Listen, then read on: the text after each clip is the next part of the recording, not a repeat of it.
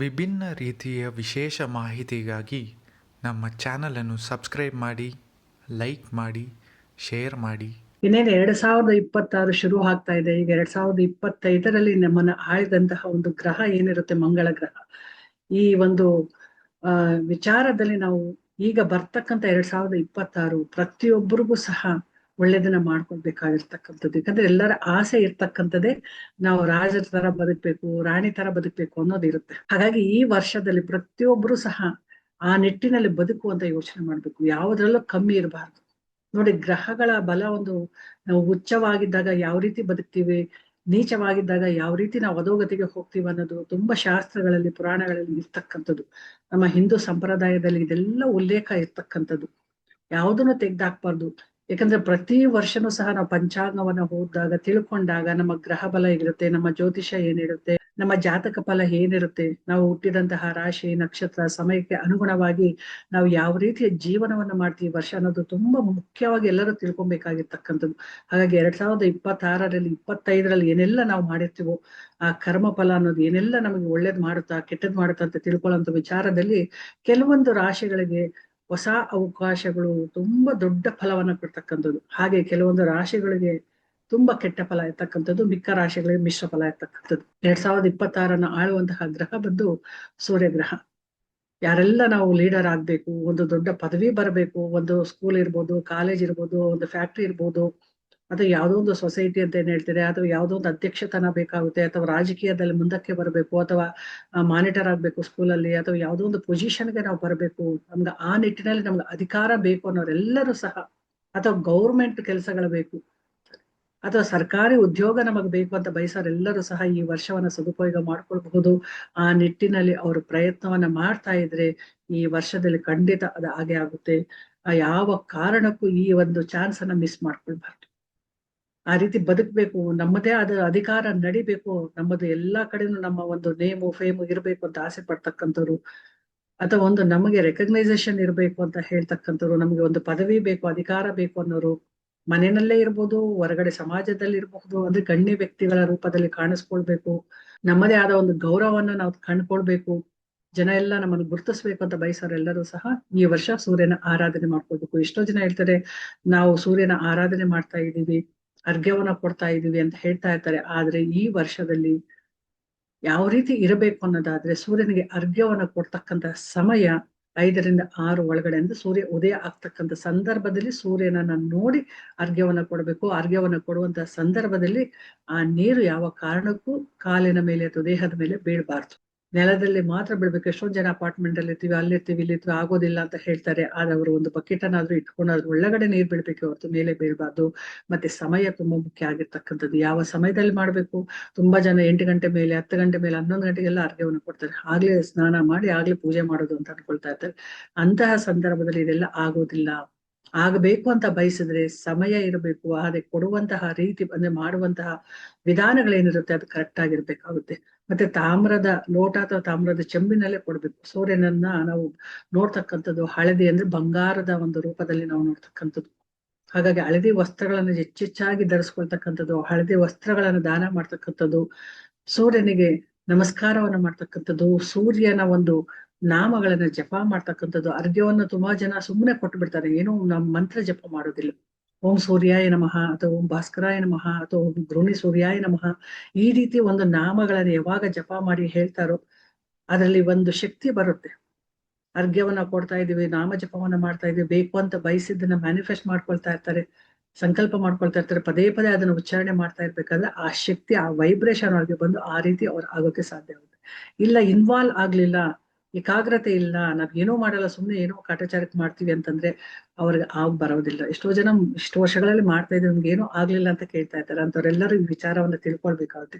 ಯಾಕಂದ್ರೆ ಕುರುಡು ನಂಬಿಕೆಯಿಂದ ಮಾಡ್ಕೊಳ್ಳೋದು, ಅಥವಾ ಬೇಕಾಬಿಟ್ಟು ಮಾಡೋದು, ಉದಾಸೀನದಿಂದ ಮಾಡ್ತಕ್ಕಂಥದ್ದು, ಅಥವಾ ಮಾಡ್ಬೇಕಲ್ಲ ಅಂತ ಮಾಡೋದು, ಅಥವಾ ಮಾಡ್ಬಿಟ್ರೆ ಆಗ್ಬಿಡುತ್ತೆ ಅಂತ ಅನ್ಕೊಂಡ್ ಮಾಡೋದು, ಇದೆಲ್ಲವನ್ನ ಪಕ್ಕಕ್ಕಿಟ್ಟು ಮಾಡುವಂತಹ ಕ್ರಿಯೆ ಹೇಗಿದೆ, ಮಾಡುವಂತಹ ಮನಸ್ಸು ಹೇಗಿದೆ, ಆಲೋಚನಾ ರೀತಿ ಹೇಗಿದೆ, ಏನಾಗ್ಬೇಕು ಅನ್ನೋದೆಲ್ಲವನ್ನ ತಿಳ್ಕೊಂಡು ಈ ವರ್ಷ ಈ ರೀತಿ ಮಾಡ್ಕೊಂಡ್ರೆ ಪ್ರತಿಯೊಬ್ಬರು ಸಹ ಒಂದು ರಾಜನ ರೀತಿ ಬದುಕಬಹುದು, ರಾಜಯೋಗ ಬರ್ತಕ್ಕಂಥದ್ದು ಈ ವರ್ಷದಲ್ಲಿ.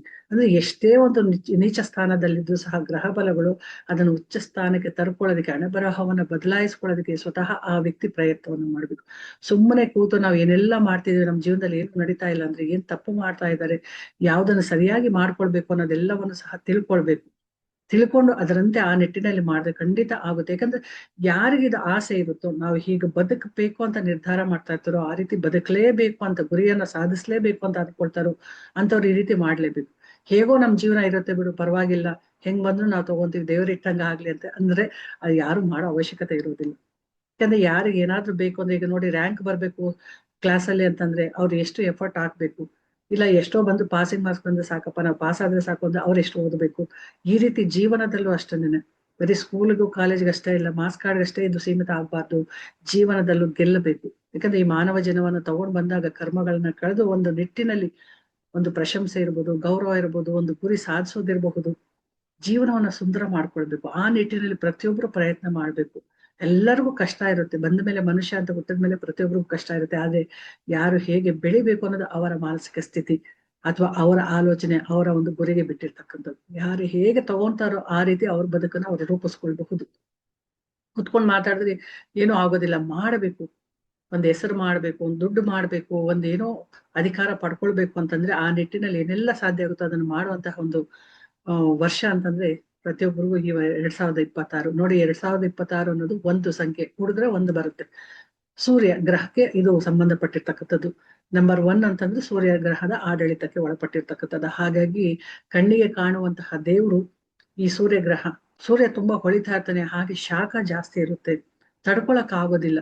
ಅಂತಹ ಶಾಖದ ಒಳಗಡೆಯಿಂದ ಆ ಶಕ್ತಿ ಉದ್ಭವ ಆಗ್ತಕ್ಕಂಥದ್ದು. ಸೂರ್ಯನ ಅನುಗ್ರಹಕ್ಕೆ ಎಲ್ಲರೂ ಒಳಗಾಗ್ಬೇಕು. ನೋಡಿ, ಮಾಡ್ಬೇಕು ಅಂತ ಬಂದಾಗ ಈಗ ಮಂಗಳ ಗ್ರಹ ಅದು ನಾವು ಬೆಂಕಿ ಅಂತ ಹೇಳ್ತೀವಿ. ಹಾಗೆ ಸೂರ್ಯನು ಸಹ ಬೆಂಕಿಯ ರೀತಿಯಲ್ಲಿ ಒಳಗಡೆ ಆ ಚಮಕ್ಕು, ಆ ಉತ್ಸಾಹ, ಆ ತೇಜಸ್ಸು, ವರ್ಚಸ್ಸು ಅನ್ನೋದು ಒಳಗಡೆಯಿಂದ ಬರಬೇಕು. ಆಸೆ ಆಕಾಂಕ್ಷೆಗಳು ಒಳಗಡೆಯಿಂದ ಉದ್ಭವ ಆದಾಗ್ಲೇ ಏನಾದ್ರೂ ಮಾಡಕ್ಕೆ ಸಾಧ್ಯ ಆಗುತ್ತೆ. ನೋಡಿ, ತಂದೆ ಜೊತೆ ತುಂಬಾ ಚೆನ್ನಾಗಿರ್ಬೇಕು, ಆಸ್ತಿ ಮಾಡ್ಬೇಕು, ತಂದೆಯಿಂದ ಬರ್ಬೇಕಾಗಿರೋ ಆಸ್ತಿ ಇರ್ಬೋದು, ವಂಶ ಪಾರಂಪರವಾಗಿ ಬರ್ಬೇಕಾಗಿರ್ತಕ್ಕಂಥ ಆಸ್ತಿ ಇರ್ಬೋದು, ಇದೆಲ್ಲ ಬರ್ಬೇಕು ಅಂತಂದ್ರೆ ಸೂರ್ಯ ಅಂದ್ರೆ ಪಿತೃಕಾರಕ. ಸೂರ್ಯನನ್ನ ಆರಾಧನೆ ಮಾಡ್ಬೇಕು. ಹಾಗೆ ತಂದೆಯ ಸೇವೆಯನ್ನ ಮಾಡ್ಬೇಕು, ತಂದೆಯ ಮಾತಿನಂತೆ ನಡಿಬೇಕು, ತಂದೆಗೆ ಗೌರವ ಕೊಡಬೇಕು, ತಂದೆಯಿಂದ ಬರ್ಬೇಕಾಗಿರೋದೆಲ್ಲವನ್ನು ಪಡ್ಕೊಳ್ಬಹುದು. ಆದ್ರೆ ಯಾವ ಕಾರಣಕ್ಕೂ ಕೆಟ್ಟದಾಗಿ ನಡ್ಕೊಳ್ಬಾರ್ದು ತಂದೆ ಹತ್ರ. ಪ್ರತಿಯೊಬ್ರು ಈ ವಯಸ್ಸು ಎಷ್ಟಾದ್ರೂ ಆಗಿರ್ಬೋದು, 20 ವರ್ಷ ಇರ್ಬೋದು, 60 ವರ್ಷ ಇರ್ಬೋದು, 70 ವರ್ಷ ಇರ್ಬೋದು, ಯಾರಾದ್ರೂ ಸರಿ, ಅವರವರ ತಂದೆಯರ ಹತ್ರ ಅವರವರು ತುಂಬಾ ಚೆನ್ನಾಗಿರ್ಬೇಕು, ಅವರ ಸೇವೆಯನ್ನ ಮಾಡ್ಬೇಕು, ಸೂರ್ಯನನ್ನ ಆರಾಧನೆ ಮಾಡ್ಬೇಕು. ಆಗ ಈ ಒಂದು ರೀತಿಯ ಸಂಭ್ರಮದ ಒಂದು ದಿನಗಳು, ವರ್ಷ ಅಂತಾನೆ ಹೇಳ್ಬೋದು, ಅಥವಾ ಅಂತಹ ಒಂದು ಅದ್ಭುತ ಜೀವನವನ್ನು ಮಾಡ್ಬೋದು. ನೋಡಿ, ಈ ವರ್ಷ ಏನೆಲ್ಲ ಆಗುತ್ತೆ ಅನ್ನೋದಾದ್ರೆ ಚಿನ್ನದ ಬೆಲೆ ಜಾಸ್ತಿ ಆಗ್ತಕ್ಕಂಥದ್ದು. ನಾವು ಸೂರ್ಯ ಅಂತ ಬಂದಾಗ ಬಂಗಾರ ಅಂತಾನು ಹೇಳ್ಬೋದು, ಬಂಗಾರದ ವರ್ಣದವನು ಅಂತಾನು ಸಹ ಸೂರ್ಯನನ್ನ ಹೇಳ್ತೀವಿ. ಆಗ ತಾನೇ ಉದಯ ಆಗ್ತಕ್ಕಂತಹ ಅರುಣೋದಯದ ಕಾಲದಲ್ಲಿ ಸೂರ್ಯನನ್ನು ನೋಡಿ ಹಳದಿ ಬಣ್ಣದಿಂದ ಎಷ್ಟು ಚೆನ್ನಾಗಿ ಕಾಣಿಸ್ತಾ ಇರ್ತಾರೆ. ಹಾಗೆ ಈ ಸೂರ್ಯ ಮತ್ತು ಗುರುವಿನ ಬಲ ಜಾಸ್ತಿ ಇದ್ದಾಗ ವಿಷ್ಣುವಿನ ಆಶೀರ್ವಾದ ಸಿಗ್ತಕ್ಕಂಥದ್ದು. ಈ ಒಂದು ವರ್ಷದಲ್ಲಿ ಬಂಗಾರದ ಬೆಲೆ ಜಾಸ್ತಿ ಆಗ್ತಾ ಇರ್ತಕ್ಕಂಥ, ಸಾಮಾನ್ಯ ಜನರು ತಗೊಳಕ್ ಆಗದೆ ಇರ್ತಕ್ಕಂಥ ಪರಿಸ್ಥಿತಿನಲ್ಲಿ ಅದು ಹೆಚ್ಚಳ ಆಗ್ತಕ್ಕಂಥದ್ದು. ಅಂದ್ರೆ ಇಲ್ಲಿ ಚಿನ್ನ ಅನ್ನೋದು ಆಡಳಿತ ಮಾಡ್ತಕ್ಕಂಥದ್ದು. ಚಿನ್ನಕ್ಕೆ ಅಷ್ಟು ಪ್ರಾಮುಖ್ಯತೆ ಇರ್ತಕ್ಕಂಥದ್ದು ಈ ವರ್ಷ. ಹಾಗೆ ಕಣ್ಣಿನ ಸಮಸ್ಯೆಗಳು, ಮೂಳೆಗಳ ಸಮಸ್ಯೆಗಳು ಜಾಸ್ತಿ ಆಗ್ತಕ್ಕಂಥದ್ದು, ಆರೋಗ್ಯ ಸಮಸ್ಯೆ ಕಾಡ್ತಕ್ಕಂಥದ್ದು. ಹಾಗಾಗಿ ಈ ಆರೋಗ್ಯ ಸಮಸ್ಯೆ ಕಾಡಬಾರ್ದು ಅನ್ನೋದಾದ್ರೆ ಸೂರ್ಯನ ಆಶೀರ್ವಾದಕ್ಕೆ ಒಳಗಾಗ್ಬೇಕಾಗುತ್ತೆ. ಇನ್ನು ತುಂಬಾ ಈ ವರ್ಷದಲ್ಲಿ ಆಗ್ತಕ್ಕಂಥದ್ದು ಏನು ಅಂತಂದ್ರೆ, ತುಂಬಾ ಸೈಬರ್ ಕ್ರೈಮ್ ಅಂತ ಏನೆಲ್ಲ ಹೇಳ್ತೀವಿ, ಸ್ಕ್ಯಾಮ್ ನಡೀತಕ್ಕಂಥದ್ದು, ತಂತ್ರಜ್ಞಾನದಲ್ಲಿ ಮೋಸಗಳು ನಡೀತಕ್ಕಂಥದ್ದು, ದುಡ್ಡನ್ನ ಕಳ್ಕೊಳ್ತಕ್ಕಂಥದ್ದು. ಎಷ್ಟೊಂದ್ ಜನ ಓದಿರ್ತಾರೆ, ಈಗ ನಮ್ಮ ಹತ್ರ ಬರ್ತಾ ಇರ್ತಾರೆ ಎಷ್ಟೊಂದ್ ಜನ, ಅಲ್ಲಿ ದುಡ್ಡು ಬ್ಯಾಂಕ್ ಅಲ್ಲಿ ಇತ್ತು, ಇಷ್ಟೆಲ್ಲ ಕಳ್ಕೊಂಡ್ವಿ, ಅಥವಾ ಯಾವ್ದೋ ಒಂದು ಇನ್ವೆಸ್ಟ್ ಮಾಡಿದೆ, ಅಲ್ಲಿ ಹೋಯ್ತು ಇಲ್ಲಿ ಹೋಯ್ತು ಅಂತ ಹೇಳ್ತಾ ಇರ್ತಾರೆ. ಅಂದ್ರೆ ಸ್ಕ್ಯಾಮ್ ಅನ್ನೋದು ಏನ್ ಹೇಳ್ತಾರೆ, ಮೊಬೈಲ್ ಇಂದ ಇರ್ಬೋದು, ಲ್ಯಾಪ್ಟಾಪ್ ಗಳಿಂದ ಇರ್ಬೋದು, ಯಾವ್ದೋ ಒಂದು ತಂತ್ರಜ್ಞಾನವನ್ನ ಬಳಸ್ಕೊಂಡು ಈ ದುಡ್ಡನ್ನ ಕಬಳಿಸ್ತಕ್ಕಂಥದ್ದು ಇರ್ಬೋದು, ಅಥವಾ ಮನುಷ್ಯನ ಒಂದು ವ್ಯಕ್ತಿತ್ವವನ್ನ ಅಥವಾ ಅವನ ಒಂದು ಜೀವನವನ್ನ ನಾಶ ಮಾಡ್ತಕ್ಕಂಥದ್ದು ಇರ್ಬೋದು. ಈ ತರದೆಲ್ಲ ಈ ಒಂದು ತಂತ್ರಜ್ಞಾನದ ಒಂದು ದೊಡ್ಡ ಮೋಸ ಈ ವರ್ಷದಲ್ಲಿ ನಡೀತಕ್ಕಂಥದ್ದು. ಇಂಥದ್ದೆಲ್ಲದ್ರಿಂದ ದೂರ ಇರಬೇಕು ಅನ್ನೋದಾದ್ರೆ ಸೂರ್ಯ ಮತ್ತು ಚಂದ್ರನ ಬಲವನ್ನ ಜಾಸ್ತಿ ಮಾಡ್ಕೊಳ್ಬೇಕಾಗುತ್ತೆ. ಇಂಥದ್ದೆಲ್ಲ ಈ ವರ್ಷ ನಡೀತಕ್ಕಂಥದ್ದು. ಯುದ್ಧಗಳು ನಡೆಯುವಂತ ಸಂದರ್ಭದಲ್ಲಿ, ಬ್ಯಾಕ್ಟೀರಿಯಾಗಳು ನಡೀತಕ್ಕಂಥ ಸಂದರ್ಭ, ಒಂದೊಂದು ವರ್ಷ ಒಂದೊಂದು ರೀತಿಯ ಒಂದು ತೊಂದರೆಗಳು ನಡೆಯಿತು. ಆದ್ರೆ ಈ ಸಲ ನಡೀತಕ್ಕಂಥದ್ದು ಈ ತಂತ್ರಜ್ಞಾನದ ವಿಚಾರದಲ್ಲಿ, ಇದನ್ನ ಪ್ರಿಡಿಕ್ಷನ್ ಅನ್ಕೊಳ್ಳಿ ಅಥವಾ ಇದು ನಿಜವಾಗ್ಲೂ ಅದ್ಭುತವಾಗಿ ಇದು 100% ನಡೆಯುತ್ತಾ ಅಂತ ನೀವು ಪ್ರಶ್ನೆ ಬಂದ್ರೆ ಖಂಡಿತವಾಗ್ಲೂ ಈ ವರ್ಷ ಆ ರೀತಿನೇ ನಡೀತಕ್ಕಂಥದ್ದು. ಯಾಕಂದ್ರೆ ಎಷ್ಟೊಂದು ಜನ ಡಿಪ್ರೆಷನ್ಗೆ ಹೋಗ್ತಾ ಇರ್ತಾರೆ, ಎಷ್ಟೊಂದು ಜನಕ್ಕೆ ಆರೋಗ್ಯದ ಸಮಸ್ಯೆಗಳು ಬರುತ್ತೆ. ಮಕ್ಕಳಿಗೇನು ಸಹ ಈ ವರ್ಷದಲ್ಲಿ ತುಂಬಾ ಕಣ್ಣಿನ ಒಂದು ಸಮಸ್ಯೆಗಳು ಬರ್ತಕ್ಕಂಥದ್ದು, ಅನಾರೋಗ್ಯ ಪೀಡಿತರಾಗ್ತಕ್ಕಂಥದ್ದು, ಹೊಟ್ಟೆಯ ಸಮಸ್ಯೆಗಳು ಬರ್ತಕ್ಕಂಥದ್ದು, ಜೀರ್ಣ ಶಕ್ತಿ ಕಡಿಮೆ ಆಗ್ತಕ್ಕಂಥದ್ದು, ಹೊಟ್ಟೆಗೆ ಸಂಬಂಧಪಟ್ಟಂತಹ ತುಂಬಾ ತೊಂದರೆಗಳು ಆಗ್ತಕ್ಕಂಥದ್ದು. ಯಾಕಂದ್ರೆ ಹೊಟ್ಟೆನಲ್ಲೂ ಸಹ ಬೆಂಕಿ ಅಂಶ ಇರಬೇಕು. ಜೀರ್ಣ ಆಗ್ಬೇಕು ಅಂತಂದ್ರೆ ಹೊಟ್ಟೆಯ ಭಾಗದಲ್ಲಿ ಇರ್ತಕ್ಕಂತಹ ಒಂದು ಎಲ್ಲ ಅಂಗಗಳು ಚೆನ್ನಾಗಿರ್ಬೇಕು ಅಂದ್ರೆ ಜೀರ್ಣ ಶಕ್ತಿ ಚೆನ್ನಾಗಿರ್ಬೇಕಾಗುತ್ತೆ. ಹಾಗಾಗಿ ಇದೆಲ್ಲವನ್ನ ನೋಡ್ಕೊಳ್ಬೇಕು, ಸರಿ ಮಾಡ್ಕೊಳ್ಬೇಕು, ಇವಾಗ್ಲೇ ಎಚ್ಚೆತ್ಕೊಳ್ಬೇಕು. ಯಾರಿಗೆಲ್ಲ ಈ ತರದ ಸಮಸ್ಯೆಗಳು ಈಗಾಗ್ಲೇ ಶುರು ಆಗಿರುತ್ತೆ, ವರ್ಷದ ಒಂದು ಕೊನೆಯಲ್ಲಿ ಎಲ್ಲವೂ ಸಹ ಶುರು ಆಗ್ತಾ ಇರುತ್ತೆ. ಇದನ್ನೆಲ್ಲವನ್ನ ಗಮನದಲ್ಲಿ ಇಟ್ಕೊಂಡು ಅದನ್ನೆಲ್ಲವನ್ನ ಸರಿ ಮಾಡ್ಕೊಳ್ಳೋದಕ್ಕೆ ಏನು ಸರಳ ಪ್ರಯತ್ನವನ್ನ ಮಾಡ್ಕೊಳ್ಬೇಕು, ಏನು ಏನು ದಾನವನ್ನ ಮಾಡ್ಬೇಕು, ಧ್ಯಾನವನ್ನ ಮಾಡ್ಬೇಕು, ಜಪವನ್ನ ಮಾಡ್ಕೊಳ್ಬೇಕು, ಪಾಸಿಟಿವ್ ಆಗಿ ಆಲೋಚನೆಗಳನ್ನ ಮಾಡ್ಕೊಳ್ಬೇಕು. ತುಂಬಾ ಜನ ಅನ್ಕೊಂತಾರೆ ಇದೆಲ್ಲ ಸುಳ್ಳು ಅನ್ಕೊಳ್ತಾರೆ. ಇಲ್ಲ, ನಾವ್ ಎಷ್ಟು ಚೆನ್ನಾಗಿ ಅನ್ಕೊಳ್ತೀವಿ ಅಷ್ಟು ಚೆನ್ನಾಗ್ ಆಗ್ತೀವಿ, ಎಷ್ಟು ಚೆನ್ನಾಗಿ ಕೆಟ್ಟದಾಗಿ ಯೋಚನೆ ಮಾಡ್ತೀವಿ ಅಷ್ಟು ಕೆಟ್ಟದಾಗ ಆಗ್ತಾ ಇದೆ. ಸೊ ಮಾಡಕ್ ಕೆಲಸ ಇಲ್ದೇ ಇರ್ತಕ್ಕಂಥವ್ರೆಲ್ಲರೂ ಸಹ ಉಡಾಪೆಯಿಂದ ಮಾತಾಡ್ತಾರೆ, ಕೆಟ್ಟದಾಗಿ ಮಾತಾಡ್ತಾರೆ. ಅದನ್ನ ಪಕ್ಕಕ್ಕಿಟ್ಟು ಯಾವ್ದಾದ್ರು ಒಂದು ತತ್ವವನ್ನ ನಂಬಿ, ನಿಮ್ಮನ್ನ ನೀವು ನಂಬಿದಾಗ, ನಿಮ್ಮ ಒಳಗಡೆ ಆಲೋಚನಾ ಶಕ್ತಿ, ಮನಸ್ಸಿನ ಶಕ್ತಿ ಜಾಸ್ತಿ ಇದ್ದಾಗ, ಆತ್ಮವಿಶ್ವಾಸವನ್ನ ಇಟ್ಕೊಂಡಾಗ ಪ್ರತಿಯೊಂದು ಚೆನ್ನಾಗಿ ಆಗುತ್ತೆ. ಕುಗ್ಗಬಾರ್ದು, ಕೆಟ್ಟ ಆಲೋಚನೆ ಮಾಡ್ಬೋದು. ಕೆಲವೊಂದು ಈ ಒಂದು ವರ್ಷದಲ್ಲಿ ಯಾರಿಗೆಲ್ಲ ಗೌರ್ಮೆಂಟ್ ಕೆಲಸ ಬೇಕು ಅಥವಾ ಒಂದು ನೇತಾರರಾಗಬೇಕು, ಎಲ್ಲಾ ರೀತಿಯಲ್ಲೂ ಅಧಿಕಾರ ಪಡ್ಕೊಳ್ಬೇಕು ಅನ್ನೋರೆಲ್ಲರೂ ಸಹ ಸೂರ್ಯನ ಆರಾಧನೆಯನ್ನು ಮಾಡ್ಕೊಳ್ಬೇಕು. ಹಾಗೆ ಕೂಲಿ ಕಾರ್ಮಿಕರು ಅಂತ ಏನೆಲ್ಲ ಹೇಳ್ತಾ ಇರ್ತೀವಿ, ಅಂತಹ ಒಂದು ಕಾರ್ಮಿಕರಿಗೆ ಆದಷ್ಟು ಸೇವೆಯನ್ನ ಮಾಡ್ತಕ್ಕಂಥದ್ದು, ಅವ್ರಿಗೆ ಏನಾದ್ರೂ ಒಂದು ಉಡುಗೊರೆಗಳನ್ನ ಕೊಡ್ತಕ್ಕಂಥದ್ದು, ಪ್ರೀತಿಯಿಂದ ಮಾತಾಡಿಸ್ತಕ್ಕಂಥದ್ದೆಲ್ಲ ಮಾಡುವಾಗ ಅವರಿಂದ ಆಶೀರ್ವಾದವನ್ನು ಶನಿ ಗ್ರಹದ ಒಂದು ನಿಶ್ಶಕ್ತತೆ ಇದ್ದಾಗ, ನೀಚ ಸ್ಥಾನದಲ್ಲಿದ್ದಾಗ ಅವರೆಲ್ಲರೂ ಸಹ ಅದರಿಂದ ತಪ್ಪಿಸ್ಕೊಂಡು, ಅಂದ್ರೆ ಆ ಒಂದು ಗ್ರಹದ ಒಂದು ಅನುಗ್ರಹವನ್ನ ಪಡ್ಕೊಳ್ತಾ ಉಚ್ಚ ಸ್ಥಾನಕ್ಕೆ ಹೋಗ್ತಾರೆ.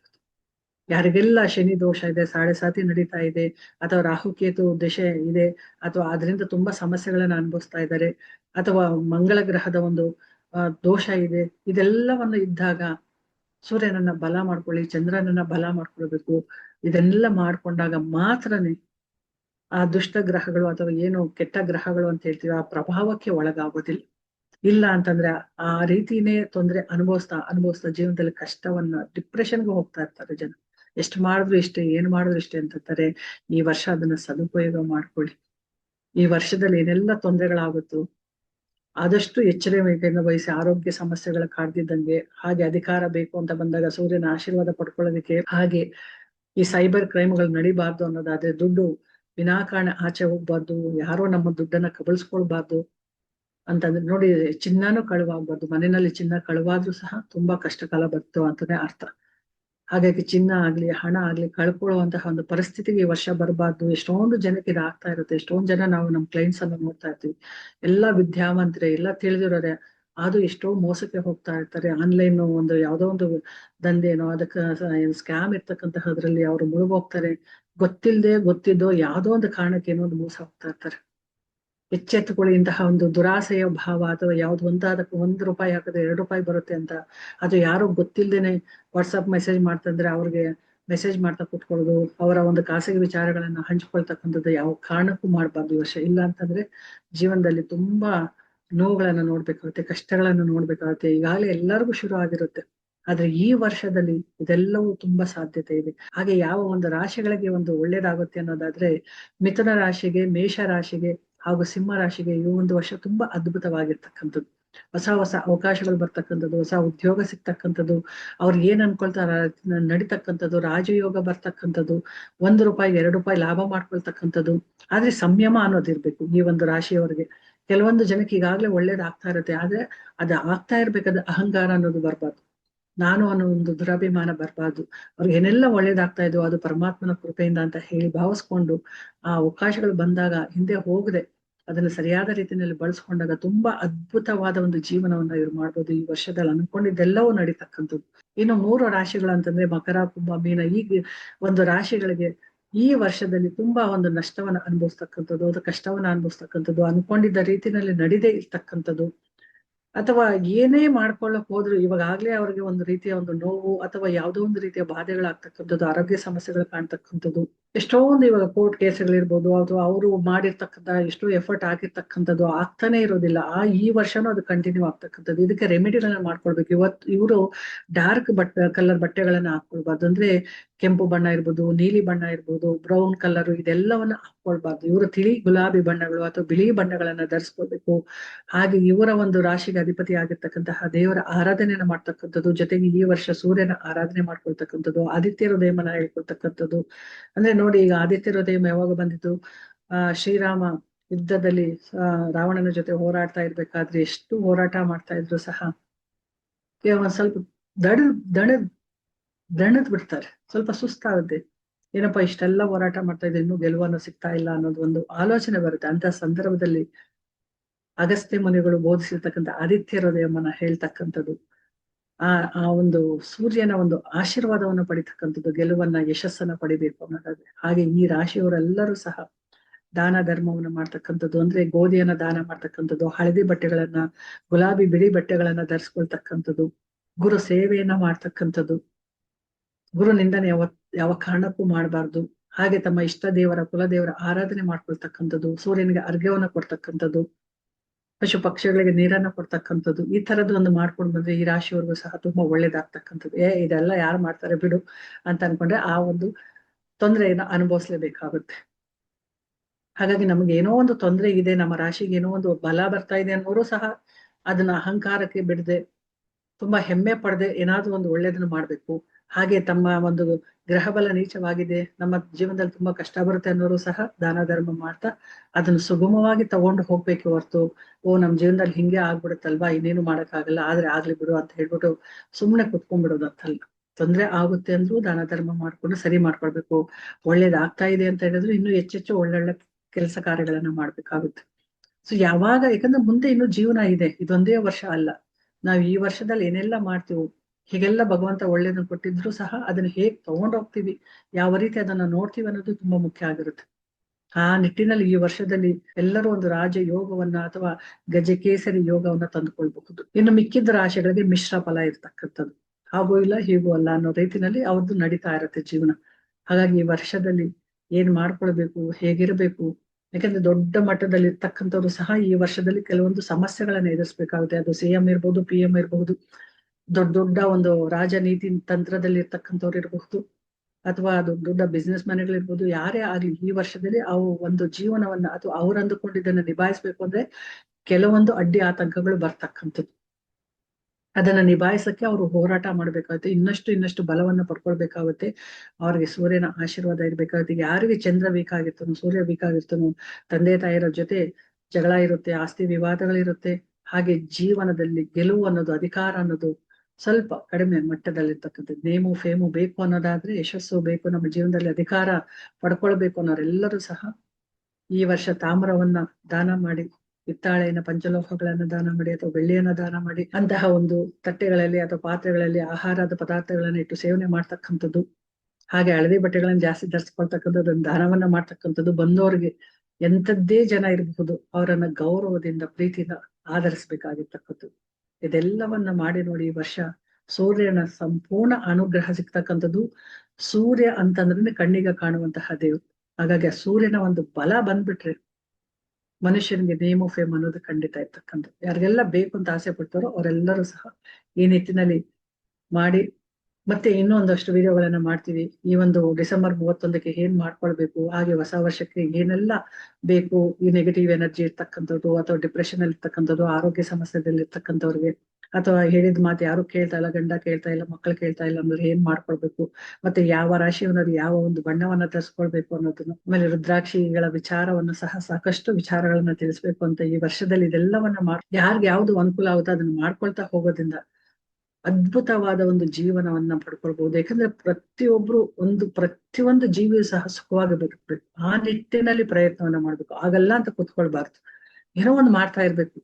ಸುಮ್ಮನೆ ಕೂತು ಜಗಳ ಮಾಡ್ಕೊಂಡು, ಬೇಜಾರ್ ಮಾಡ್ಕೊಂಡು, ಬೈಕೊಂಡು, ಕಾಲು ಹೇಳ್ಕೊಂಡು ಕೂತ್ಕೊಳ್ಬಾರ್ದು. ಏನೋ ಒಂದು ಮುಂದಕ್ಕೆ ಹೋಗ್ಬೇಕು. ಹುಟ್ಟಿದ ಮನುಷ್ಯ, ಪಶು ಪ್ರಾಣಿಗಳೇ ಮರಗಳೇ ಬೆಳೆದು ತೋರಿಸ್ತಾ ಇರುತ್ತವೆ ಅನ್ನೋದಾದ್ರೆ ಮನುಷ್ಯ ಯಾಕೆ ಬೆಳಿಬಾರ್ದು? ಇವತ್ತಿದ್ದಂಗೆ ನಾಳೆ ಇರಲ್ಲ ಅಂತ ಅನ್ನೋದಾದ್ರೆ ಕಷ್ಟಗಳಿಗೆ ನಾವು ಅದು ಕಡಿವಾಣ ಹಾಕಿ ಬದುಕನ್ನ ಸುಂದರ ಮಾಡ್ಕೊಳ್ಳೋದಕ್ಕೆ ಏನ್ ಬೇಕೋ ಅದನ್ನ ಮಾಡ್ಕೊಳ್ಬೇಕು. ಪ್ರತಿಯೊಂದು ಜೀವಿಗೂ ಕಷ್ಟ ಇರುತ್ತೆ. ಮನುಷ್ಯ ಅಂತ ಬಂದ ಮೇಲೆ ಮನುಷ್ಯನಿಗೆ ಕಷ್ಟ ಮರಕ್ಕಲ್ಲ ಅಂತ ಹೇಳ್ತಾರಲ್ಲ, ಹಾಗಾಗಿ ಮನುಷ್ಯನ ಕಷ್ಟವನ್ನ ದೂರ ಮಾಡ್ಕೊಳ್ಳೋದಕ್ಕೆ ಸಾಕಷ್ಟು ತಂತ್ರಗಳು, ಮಂತ್ರಗಳು, ಯಂತ್ರಗಳು ನಮ್ಮ ಒಂದು ಸನಾತನ ಧರ್ಮದಲ್ಲಿ ಇರ್ತಕ್ಕಂಥದ್ದು, ಅದನ್ನೆಲ್ಲವನ್ನ ಮಾಡ್ತಾ ಮನಸ್ಸನ್ನ ಶುದ್ಧಿ ಮಾಡ್ಕೊಳ್ತಾ ಭಗವಂತನ ಕೃಪೆಗೆ ಒಳಗಾಗ್ಬಹುದು.